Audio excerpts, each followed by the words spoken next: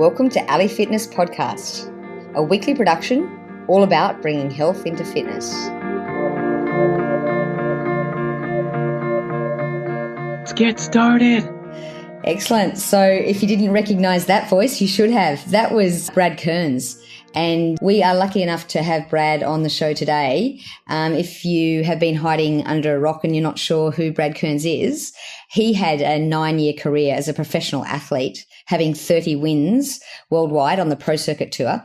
And I believe he still holds the record for the Hawaiian Ironman 24 and under age division, American record of 8 hours and 57 minutes. So today, Brad spends his time playing speed golf. That is when he's not running his successful Primal Endurance podcast or working with health and fitness expert Mark Sisson on a comprehensive lifestyle movement called, if you haven't already heard, the Primal Blueprint. So in 2016, Brad and Mark authored the Primal Endurance, a healthy, stress-balanced, fat-adapted primal approach to training. And this year, I heard a rumor that you guys might be releasing a book regarding your own experience with the keto diet approach. Is this true? And welcome to the show. You know, Mark and I are old friends for almost 30 years now, and we started out connecting in the sport of triathlon, where Mark was my coach when I competed as a professional back in the 80s and 90s, and Mark's a little older than me. I hope to look as good as he does when I'm 64. I'm 52.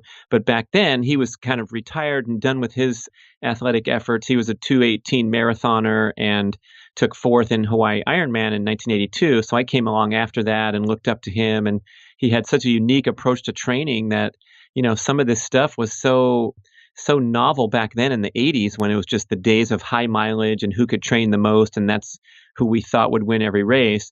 And he was starting to, you know, rethink that picture and talk about breakthrough workouts and then resting afterward and kind of balancing stress and rest in a way that was unusual to the typical, you know, type A, overly competitive, driven endurance athlete that just wanted to go out there every day and work their butt off until they were exhausted. So, you know, that was an interesting start for both of us having our roots in the endurance world and then promoting primal living and the whole primal paleo evolutionary health scene over the last decade. But then, as you referenced, last year, we released this book called Primal Endurance, and it was really fun because we got to go back to our roots and connect with this community that's been, you know, building and growing and expanding so amazingly in recent years to where, you know, now like triathlon and marathon and ultra marathon running are just routine elements of the culture rather than crazy stuff that no one's heard about. And you have to explain what the three sports are to your passenger next to you on the airplane and all that stuff. So we're taking those primal paleo ancestral health elements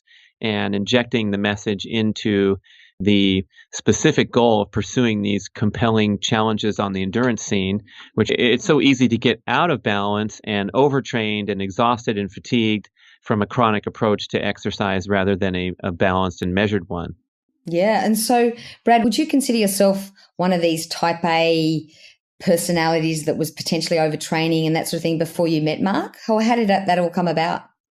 That's a good question. I like that because I think, you know, through my experience as an athlete and going all the way to, you know, making it my career and my, you know, compelling goal every single day to get up out of bed. And I was a professional for 9 years, and that was, you know, a pretty intense experience. And through the intensity of athletics, you learn the lessons of life in a very powerful and dramatic manner. So when I had personality frailties or insecurities or things like that, they always played out on the race course. So when I got into this type A overly competitive mode, which, you know, we're all capable of, and tried to rush the process of fitness, for example, I would suffer and I would get injured or I would get burnt out, and I'd have to recalibrate and say, look, just because you want it really bad doesn't mean that it's going to happen for you if you're a dumbass and you train yourself into the ground. So it was a great experience along the way to constantly learn, especially from failure and from struggling, how I could, you know, get better as a person as well as an athlete. So Mark was a big part of that because he made the same mistakes himself and he trained himself into the ground and he ruined his joints and he had all kinds of health problems as a young man who was, you know, rip city and dropping 2:18 marathons, but inside was, you know, struggling and suffering with his health. And, you know, that's what's great about your message that you promote. There's health and there's fitness, and they're two separate and distinct things.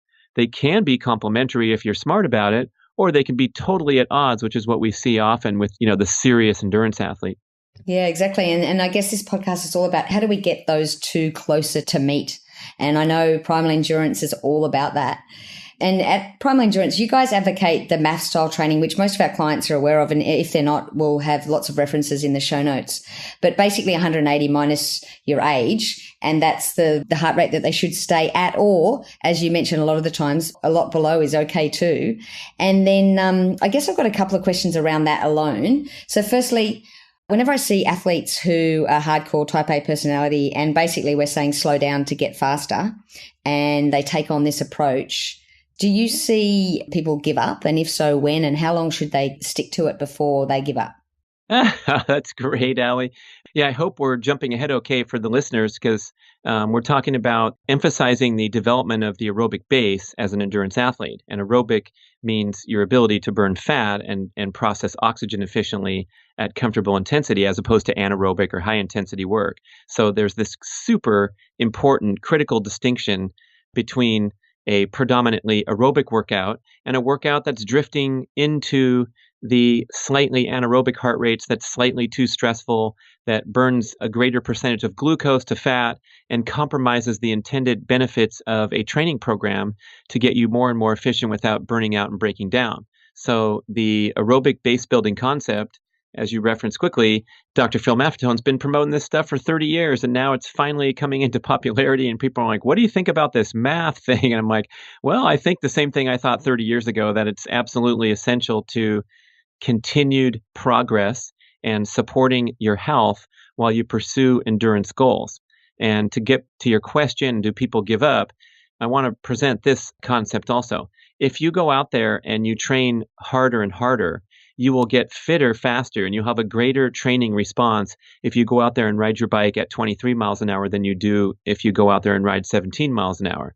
But the problem is we got to look at this big picture perspective, and the idea of taking the time to build a really strong, clean burning, fuel efficient engine like a Tesla. I don't know if they have Teslas over there in Asia yet, probably. They're massive. But you compare that to fine tuning and putting new parts into a tiny little old junk car that you're trying to get the most out of, but you're not taking good care of it, and it's not well built. And that's what I consider to be a high stress training program, where you get quick results. You get injured 4 times a year and you get a cold 6 times a year, but you're, kind of accelerating the fitness process by pushing yourself really, really hard.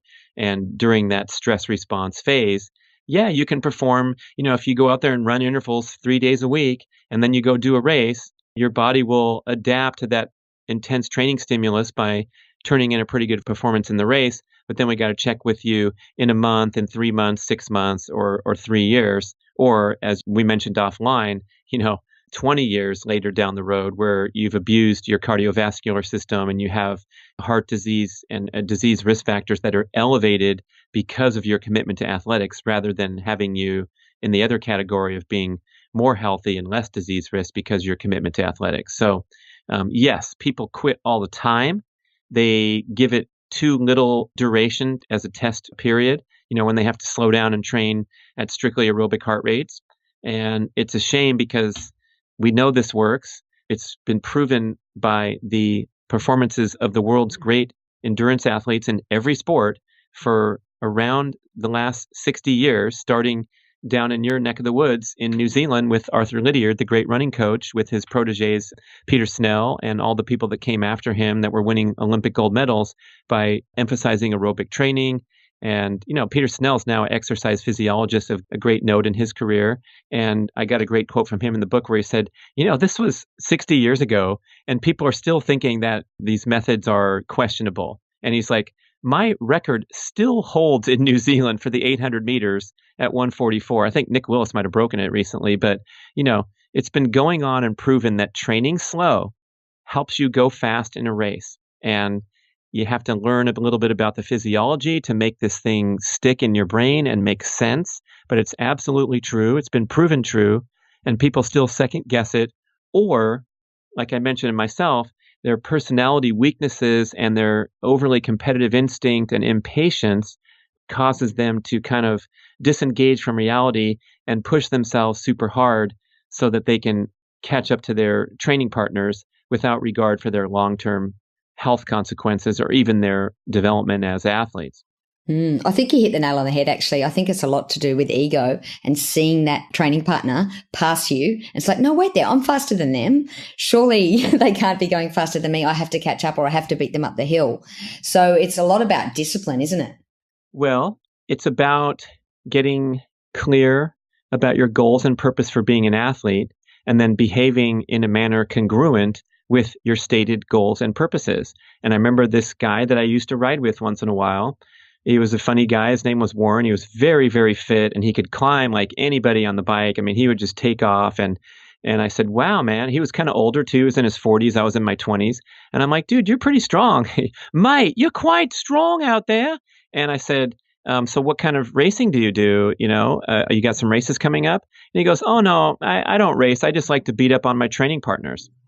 And, I thought that was such a refreshing statement because he didn't have any of that, of subversive competition where you're trying to game people or take a drink from your water bottle as you pass them or complain that your knees sore while you're putting in a peak performance effort and all that nonsense. He was very clear that this was what he was all about. And he wasn't trying to restrain himself or discipline his heart rate to prepare for an upcoming competition. And that's fine. So if you just want to release from the stress of your workday and your sedentary habits, and you want to go out there and blast yourself with a bunch of high intensity workouts without monitoring your heart rate or anything, there's no one to judge that as wrong where going slow is right. So what we're talking about here and what the listener brings to the table, the assumptions that you or I are going to make on the show here, is that people want to get better. They want to protect their health.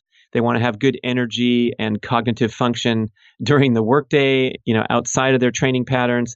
And so when you have all these kind of esteemed goals, then we have to talk about discipline and all those things, but only until you're clear about what your purpose is. And I know, I have to admit, it's not possibly as much fun to slow down and listen to that annoying beep go off when you're jogging up a hill and forcing yourself to walk up the hill and judge yourself as an inferior athlete. And remember, I picked this up halfway through my professional career because we didn't even have heart rate monitors for the early years. And so here I am halfway through. I've trained as hard as I could, and there's still guys beating me on the race course. There's still guys ahead of me, and it's very frustrating because I'm giving my heart and soul to the sport, and I'm like, what else can I do? And guys like Mark Allen, who's someone that we're going to hear from on your show, that's great. He said, look, you got to slow down. You got to take better care of your health. You got to rest more. And of course, when it's time to go hard, you go hard, and that's a given. But first, you have to build that base so that you don't break down and fall apart and struggle from overly stressful training patterns. So, the gateway to greater improvement for me and to becoming national champion when I was a guy who was just behind those good guys that would win the titles and win the Coke Grand Prix and get ranked, the gateway for me was to slow down, take it easy, do more workouts on my own where I just jogged and enjoyed the scenery and enjoyed the time with my dog and didn't worry about, the split times on the course or any of that nonsense. And so I know it's not as much fun to slow down, but I'm also going to say it opens you up to a whole new appreciation for what endurance sports are all about. And that's connecting with nature, being kind to your body, having more energy during the day instead of less, and being a deadbeat couch potato the rest of the time. And all those great things avail you when you make a commitment to aerobic heart rate training. And longevity in the sport too, as we can see from Mark Allen and athletes like that. Well, longevity in the sport and also longevity in life is also a nice goal. Yeah, and I was talking to Simon Whitfield, Olympic gold medalist in triathlon in 2000 and silver medalist in 2008, who had a very long and glorious career, now retired. And I said, what are you doing for fitness these days? You still race or have any goals? And he says, I do stuff that's informed by my coach, and my coach is my 80-year-old self. Love it. So if all of us, maybe we have Allie as a coach, but we also want to be coached at all times with every decision in life by your 80-year-old self, including your commitments to your 401k or your retirement accounts, whatever you call them over there, but making good, sound financial decisions, planning for the future, all these things that we take for granted. But when it comes to athletics, is this crazy stuff that you're doing now going to compromise your health when you're 80? And that's a big decision. And that's a huge sacrifice that I think most people would agree No, it's silly. It's not worth it. And I'm in agreement. When I was competing as a professional, I had to take better care of my body so I could go faster, forget about my longevity. That wasn't the highest thing on my mind. But of course, that's important. And it goes hand in hand with, making good training decisions for the next race. So I still need an answer for my type my type A personalities out there. So they believe in the concept. They can see it proof with so many athletes.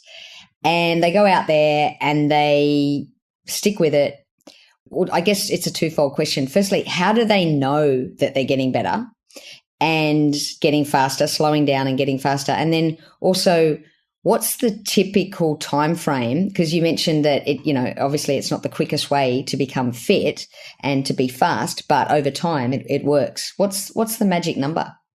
I might second guess that answer and say it possibly could be the quickest way because you have so much less injury risk and risk of a burnout or regression due to exhausting the stress response. So if I had a client coming and saying, look, I got a marathon in 14 weeks, what should I do? I would probably devote that entirely to aerobic training. Same with a longer distance triathlon, unless we're talking about an elite athlete like the Brownlee brothers from England, the most incredible physical performers in triathlon in terms of delivering 29-minute 10Ks off the bike. And these guys are truly going fast in an endurance sport.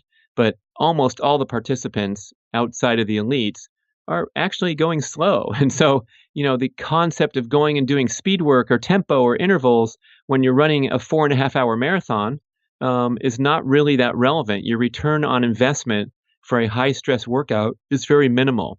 And so the best use of your time, the best return on investment is to improve that base.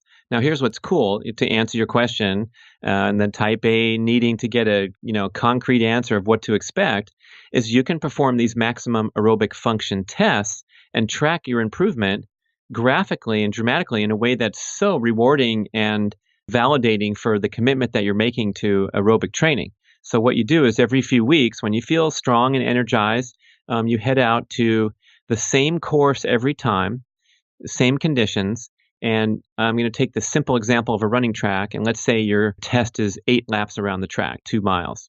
So you always know that you're going to the same venue and running 8 laps and pegging your heart rate as close as you can to your 180 minus age number. So if I'm 50-year-old guy, I use 130. So I'll head out to the track, I'll run my 8 laps and try to keep that thing right around 130. It might be 132 and beep, and I'll have to slow down a tiny, tiny bit and get it down to 128. And then it's 126, then it's 128, then it's 131. And so I'm doing the best I can. And so I'm running around the track at a very, very comfortable pace for most people and just checking the time. So when you cross the line after the 8 laps and you're running 8-minute miles or 9-minute miles or whatever it is, you write that time down in your logbook, your type A logbook, and then you should expect significant improvement, especially if you have a lot of room to improve. If you're a 5-hour marathoner or a 4.5 or 6 or whatever, you should be able to cut 30 seconds off that average mile time or a minute or 2 minutes. And we get all these reports from readers, listeners, Primal Endurance podcasts saying, yeah, I've cut my aerobic time down from 12:45 to 10:28 in the span of 6 months or whatever. I mean, it's not unusual to hear of dramatic improvement in performance by leaps and bounds just by staying committed to aerobic training. And what's happening is you're getting more and more efficient at the same heart rate because you're getting better at burning fat. You're building more mitochondria through the aerobic training, the stimulus of aerobic training, and hopefully healthy eating. And so when you get out there and get your heart rate up to that number, you're able to perform better. And that's essentially the distinctive feature of the first place finisher in the race all the way to the last. The first place finisher is more efficient aerobically than everyone else. So it's almost like the best indicator of your athletic potential is to go do a math test, even though it's kind of slow and boring because it's, you're not pushing it like a time trial and having to focus. You're just dawdling along, listening to a podcast perhaps, but it shows the functionality of your aerobic engine. And it can also predict like your marathon pace that you predictably could hold because we know how long you can last at aerobic heart rates and all that fun stuff. Mm. Great. That's exactly what I wanted to hear. And look, I know it works, but just in case we needed to prove it again, go out Oh, there yeah. and And prove it to also, yourself. Allie, if you're not improving and you go out there 3 weeks later and you run a 12-minute the first time, then you run a 12:24, and then 3 weeks after that, you run a 12:31, and something's causing regression, we can know with great certainty that you are living a life that is too stressful and you're not responding to even the comfortably paced aerobic training. So I'm going to bet your entire monthly coaching fee this month that you're not getting enough sleep, you're eating a poor diet, poor nutritional value, or it's still possible to overtrain even at low heart rates if you're putting in too much volume or what's going on. So we can expect rapid improvement. And if not, it's a great checkpoint to say, hey, something's up here and, we need to fix it. So basically, you're saying this is a primal way to train, but you also need to live primally in order to be able to train primally. Yeah, I keep dropping those comments in about diet because now what we're seeing, and especially we'll hopefully get to that cutting edge part of the keto scene that's becoming so popular, is that because fat oxidation is so important to endurance performance and recovery and maintaining your health, as opposed to that glucose burning, which is very stressful and inflammatory, the dietary choices you make have a tremendous influence on your endurance performance and on your health and your ability to preserve health while you're training. Absolutely. And look, that brings me to, I know, well, I don't know 100%, but I heard a rumor that you and Mark were releasing a book soon. And I would love to ask you a bit about that. Oh, thanks. Yeah, we're jumping right into the keto thing because if you're not familiar with that, the ketogenic diet is an ultra low carbohydrate diet. So it's kind of the most advanced expression of this primal paleo evolutionary style eating, where you deliberately restrict carbs quite severely to amount to 50 grams total per day or below that. And so what it amounts to in practical terms is like you're enjoying abundant servings of vegetables, you're having your salad, you can have some steamed broccoli, whatever, but you're not eating any grains. You're not even eating the high nutrient value carbs like sweet potatoes or wild rice or regular rice or any sort of add on carbohydrate like a sweetened beverage or even a little treat here and there. So it's a quite restrictive pattern, but it pays off great dividends because it gets you into this kind of altered metabolic state where you're preferentially burning fat and ketone bodies, which are a byproduct of fat metabolism when your carb intake is really, really low. And the ketone bodies are burned by your brain, your heart, and your muscles just in the same manner as glucose. So you kind of become bonk proof or completely free from carbohydrate dependency, carbohydrate addiction in the daily diet. And this, unfortunately, is a very common side effect of endurance training because you're burning so many calories, and most people are exceeding that maximum aerobic heart rate routinely and drifting into the glucose burning zones. And that's why you finish workouts feeling depleted and craving sugar. It's because you've burned off a lot of sugar in the workout. So if you go on this restrictive dietary pattern and get into this keto state, these sugar concerns are completely eliminated, and basically you can skip meals. You can go for long exercise periods without any supplemental calories and all these amazing benefits to endurance athletes, but also the peripheral health benefits are amazing. And that's what you're seeing if you sit down and Google keto diet. You'll see the brain research that it improves oxygenation to the brain and reduces inflammation. So it can help with disease risk factors. It speeds recovery. It preserves lean muscle tissue. And, the benefits are on. And it's kind of an exciting, fascinating subject that's pretty new, even though it's been around for a long time. So Mark and I just finished a book called The Keto Reset Diet. It's coming out in the fall of 2017. And we did a pretty comprehensive treatment of it because there's not many books about it now. So we're hoping that it'll be kind of like the Primal Blueprint was in 2009 when it was really the first book to be welcomed in the mainstream, detailing all the facets of evolutionary health, not just diet. So Brad, you've been eating primal now for over 8 years, I believe, and obviously that involves a similar sort of style of keto, but a bit less strict in terms of you're allowed more carbs than that. You do have the wild rice occasionally. You do have the sweet potato and that sort of thing. And so How was your experience with going keto?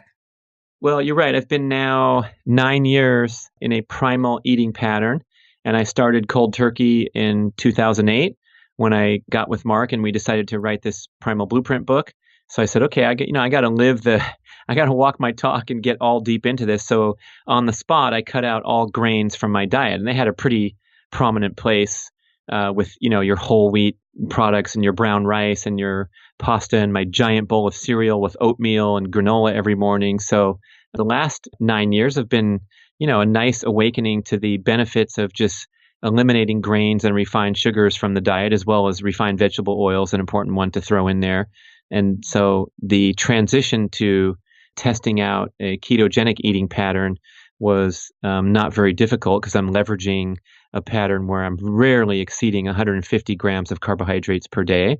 By comparison, when I was an athlete, I was probably eating at least 500 every single day in the form of, all kinds of sugars and performance products and energy gels and energy bars and drinks and hot fudge sundaes and giant frozen yogurt tubs and all those things that endurance athletes love to do. So it's a dramatic departure from that. But then to go keto, you just tighten things up a little bit.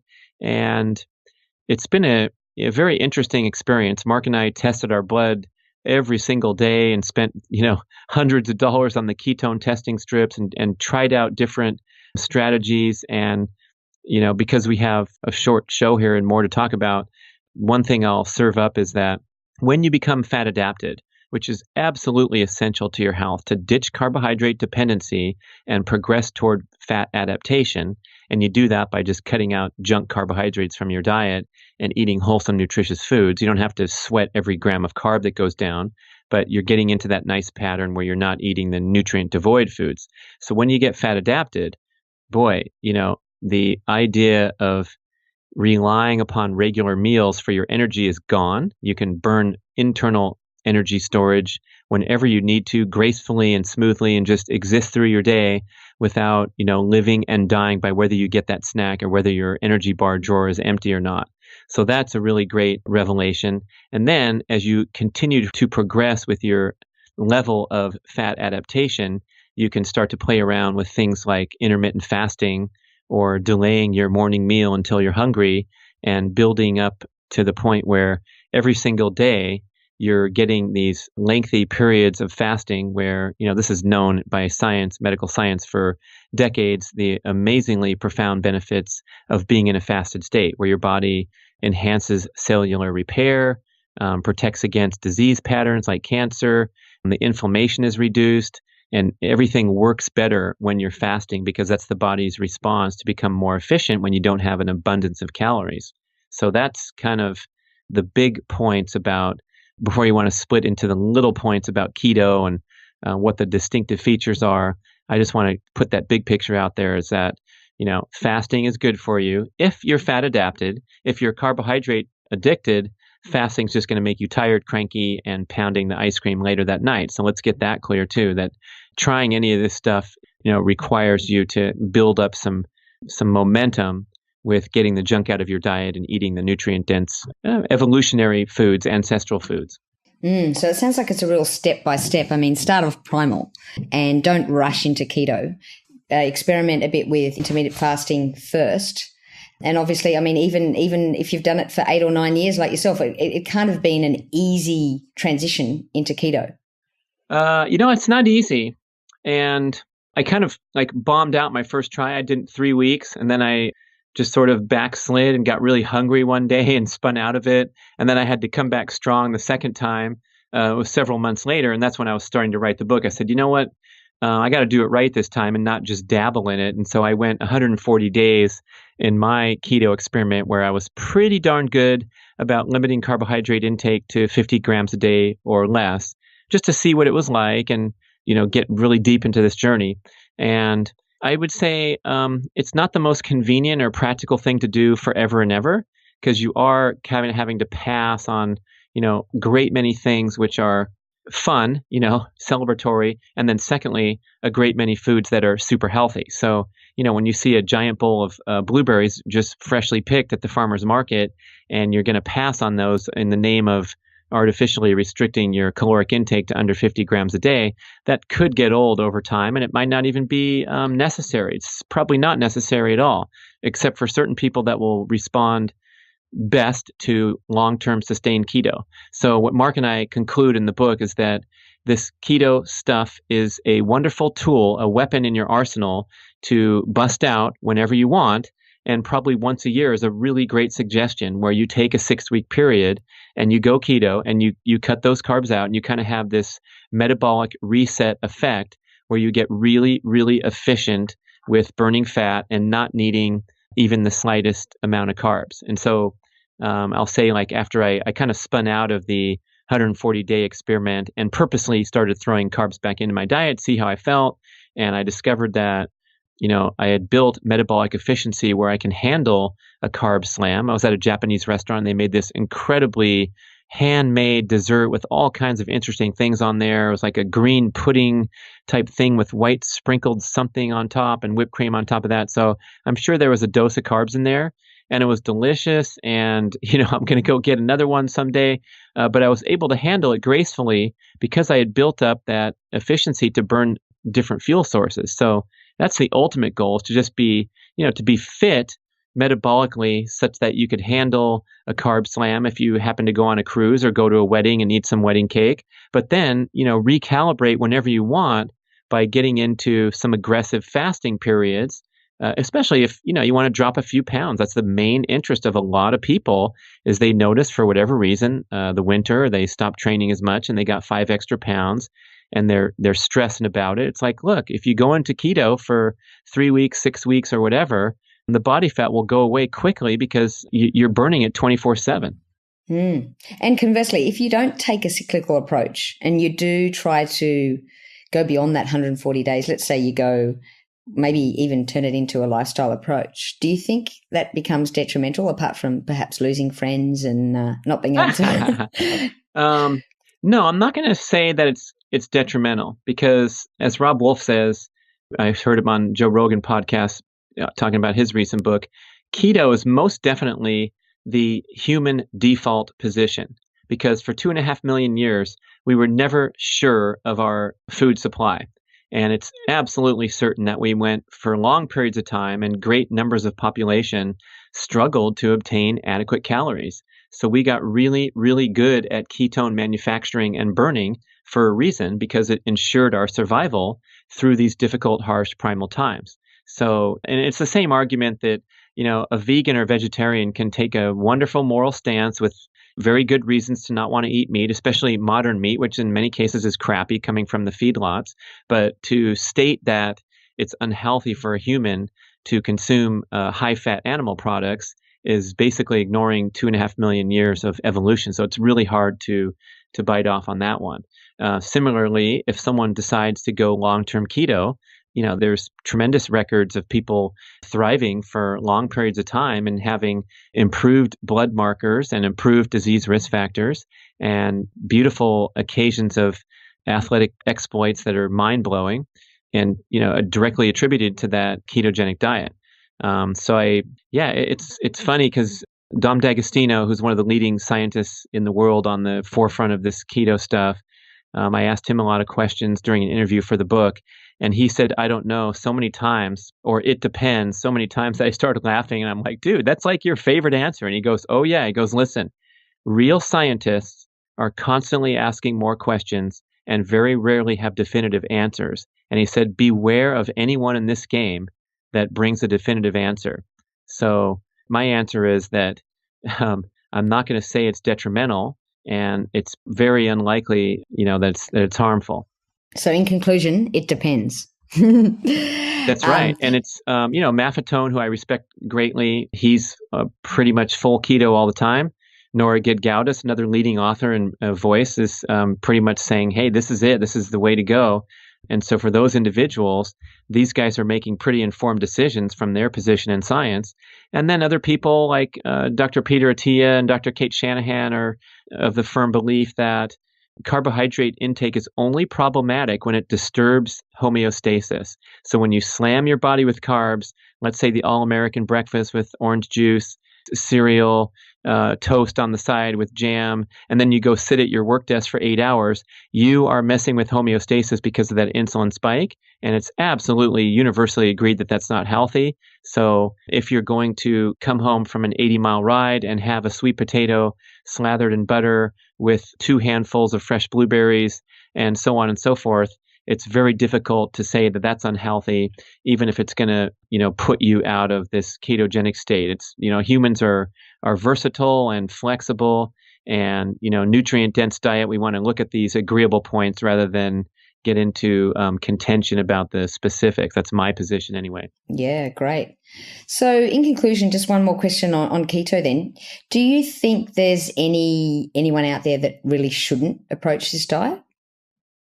Yeah, I would say that if you've been carbohydrate dependent for a long time and you have signs of metabolic damage, which include high accumulation of excess body fat, difficulty skipping a single meal without getting tired, cranky, moody, and hungry, signs that you're not metabolically fit, you're going to probably look at a longer performance curve than the person who's having minimal complaints about their diet, body composition, and so forth. And, that said, it's very likely also that the people who benefit most from keto will be the obese and the metabolically damaged. So to work toward that goal of, getting really strict about limiting your carbohydrate intake because it has damaged you so severely, that's a big deal to, let's say, the sedentary population. And guys like Finney and Volek, who wrote The Art and Science of Low Carbohydrate Living and The Art and Science of Low Carbohydrate Performance, getting into the details of how cyclists perform better when they're keto, they write in there that this is it's of more interest to cure the obesity epidemic rather than help some biker climb a hill faster. So it's a great goal to aspire to if you're morbidly obese and you want to get yourself out of the high risk factor with your blood. And if you're a fit athlete and you're performing at long distance endurance efforts, you might not benefit as much and you might not need it as much, but it might be something that you could try as a tool once a year for 6 weeks, and it could put you over the top since you're looking for an edge at much greater intensity than a person who's ill and just trying to get healthy.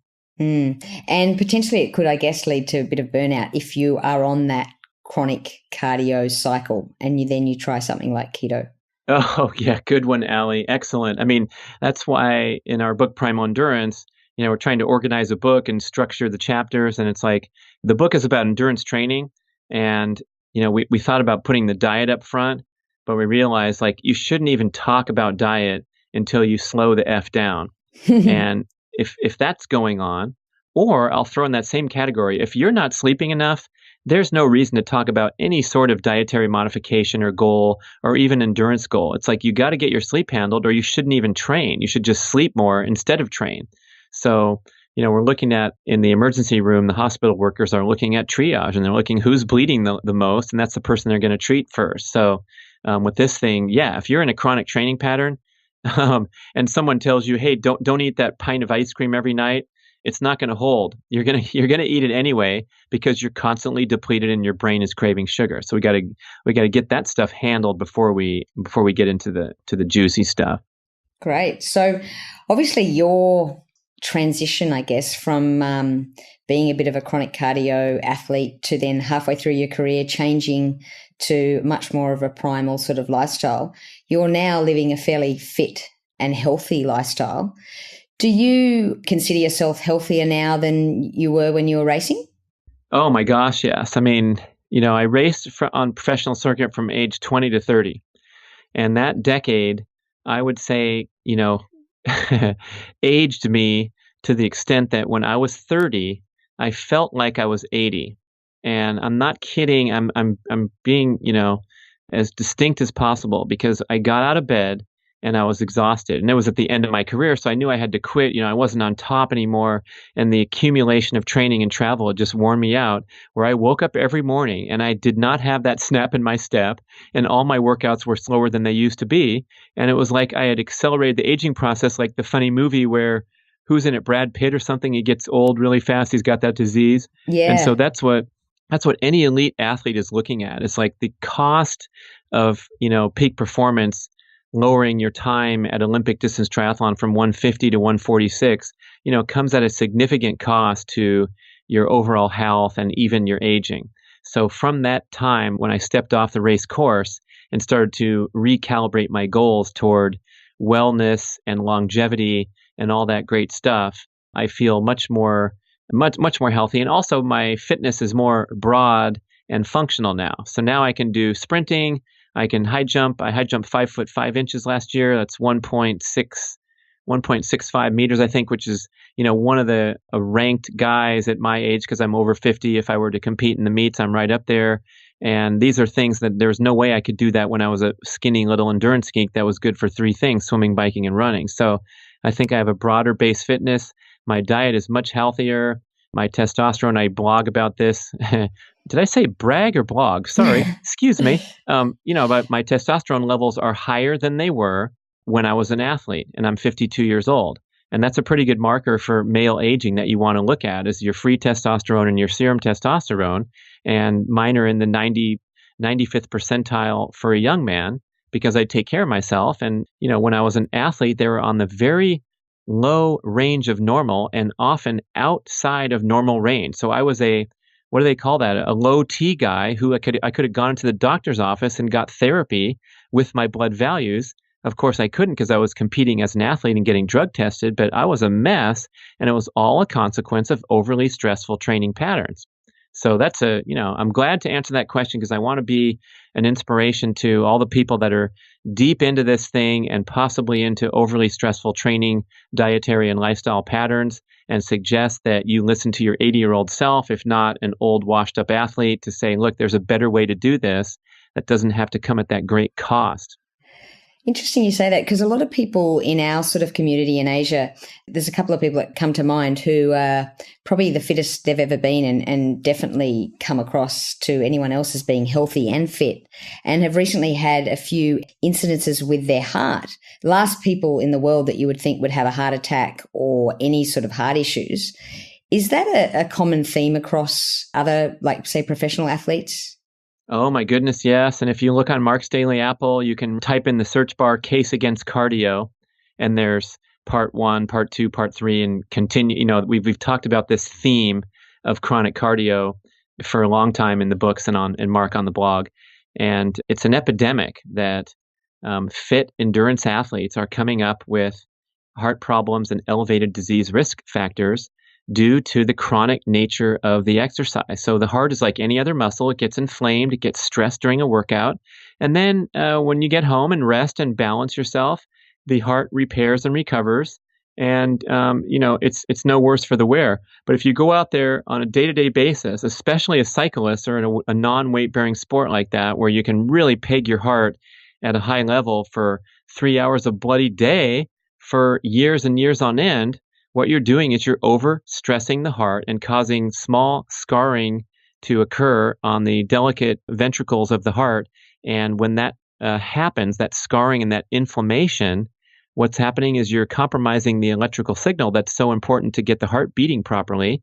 And you get AFib, atrial fibrillation, because the atrium has been damaged by chronic training. And so these extremely fit specimens are coming in and delivering, either dropping dead tragically during workouts, or finding out that they need a pacemaker or they need surgery. And at a certain point, we can't let it be shocking anymore. We have to understand that this is a risk factor of chronic training, and take inspiration from the people that have this misfortune and understand the risks. Yeah, great. Okay, so peak performance and health, are they mutually exclusive? No, I think the humans are pretty strong and resilient, and we're built to, push the limits. And I think, like the great philosophers used to say, the body follows the mind. So I think a lot of this is really healthy, to wake up in the morning and have a goal of, climbing a mountain, finishing a race, keeping in shape, delaying the aging process by going out there. And I used to love to coach youth sports with my son, and I'd like to go out to the 14-year-olds basketball team and dominate these guys, because I could. And then when they turned 15, they dominated me. But, for a while there, I was number one on the team when they were 12, 13, and 14. I was like, come on, bring it on, man. Let's go. And I was like, who's this old freaky coach? But you have to constantly pursue, competitive challenges and have something that lights you up in the fitness realm to be the best that you can be and get the most out of your body. And there's so much science about how exercise enhances brain function and builds more neurons and prevents against the decline, intense exercise and endurance exercise. So, to have these wide-ranging goals and a balanced, active lifestyle. Katie Bowman, one of my favorite authors, she talks a lot about the importance of just general everyday movement. Forget about training and sports and physical athletic performance, but just being more active throughout the day. All these things go hand in hand with enhanced cognitive function and anti-aging and all that fun stuff. So they're not mutually exclusive unless you make them that way by blatantly ignoring your health in the name of peak performance. Love it. And look, thanks very much, Brad, for all your insightful tips and information. And we'll link to all of the things you discussed in the show notes. We're going to have to get you back on the podcast again, especially after your keto book comes out, because I'm sure we're going to have more questions around that. But before we let you go today, we've just got one question for you, slightly random, nothing to do with, well, maybe health and fitness. Do you have a tattoo? When we taken a survey, I have no tattoos, but you know what? I'm for sale. So if some company wants to pay me, I don't know, $1 million or something, I'll throw a tattoo somewhere. But funny you should ask that, because yeah. I was actually just wondering whether you might be happy to have Ali Fitness on your forehead. On my forehead, that would be a tough one, but I appreciate you asking, and it's probably a good idea for brand building. Just get everybody tattooed. So you've never sort of been close to getting a tattoo, or? No, and a funny one, like my friend Andrew McNaughton, who's an old-time top professional triathlete, frequent guest on Primal Endurance podcast, he likes to tease triathletes that have the Ironman logo on there because it's so common to finish the race and then go get an M. tattoo. And he says, so did they pay you? That's a corporate logo. Did you know that's a corporate logo? Did they pay you to put that on your body? Because you're advertising for them. Didn't you pay them to do the race? And it sort of like, catches them in their tracks because it's like, oh, you're right. It's a corporate logo. And, corporations should pay to advertise on your body, I think. Absolutely. So if the money's right, then maybe you'll consider one in the future. Yeah. Or, what are those life-changing events that you see that people wear tattoos, and it's an interesting part of culture. It's got that individuality. So what I do appreciate is that it's, culturally acceptable now, rather than, back in my time when I was young, tattoos meant like biker dudes or people in prison. And that's kind of silly. And so, the more acceptance we have of all kinds of different lifestyles, orientations, all that stuff is progress for humanity. So bust out the ink. I'm an appreciator of the art, and who knows, you might see me inked up one day. I don't know. And it might say slow the F down or something like that. That would be a good one. Excellent, Brad. Thank you so much for your time today. Thank you, Ellie. Good luck with the show. It's wonderful to have you on we can go across the ocean and pull up a podcast now. We don't have to, touch in person, but maybe someday. Excellent. Thank you, Brad.